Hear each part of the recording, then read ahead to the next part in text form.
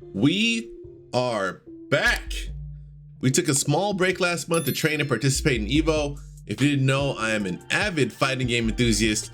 I usually rank pretty high in any fighting game I play, whether it's getting Master in Street Fighter or getting God in Tekken. I typically place pretty well. This time around at Evo, I was able to get 129th out of 5,000 or 6,000 or so. So I was pretty happy with my results, but now that I got that out of my system, we can get back to focusing on our beloved BDO content. So let's talk about killing some trolls. Barry SD here, and this guide will be broken up into 3 phases of the troll engagement. The first phase, and probably the most important, is killing the 3 small trolls efficiently.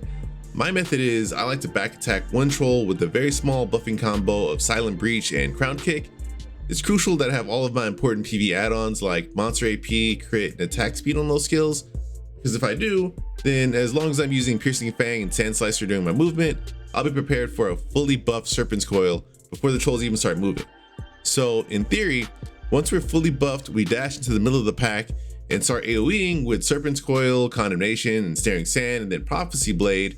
And if anything's still alive, you'll still have access to Silent Breach, Dune Slash, and Collapse to finish them off.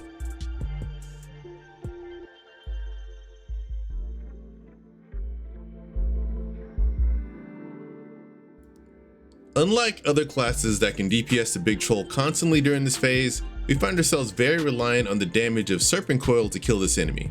Therefore, it's best to time the activation of a fully buffed Serpent Coil with the deactivation of the DR buff on the Ancient Troll Warrior. We can do this by starting this combo as soon as the Ancient Troll Warrior drops his hands. If the Troll Warrior does not turn around immediately, Serpent Coil and Condemnation will start phase 3. If the troll does turn around, then we'll have to dash through and back attack with Prophecy Blade to push to the next phase. For the last phase, our goal is to have this entire group of trolls group up in one spot with them all facing the same direction. To do this, we simply have to stand in one spot until the big troll starts his standing up animation. That will be our cue to go ahead and kill the shaman. Once the shaman is down, we stand there and wait for the big troll to start walking towards us. That will be our cue to use Owl's Breath. However, I do recommend waiting until the big troll groups up with all the small trolls before starting your combo. If everything is done well, then all of the trolls should die at the exact same time. When it comes to the boss buff, not much changes about your approach. During the initial fight with the 3 small trolls, you can skip buffing and go straight into Serpent's Coil for a quick kill. I do suggest knowing where the 3rd troll pack is, as you will need to use 3 packs to avoid having downtime during this phase. Other than that, it's business as usual. Both hash specs are really good here.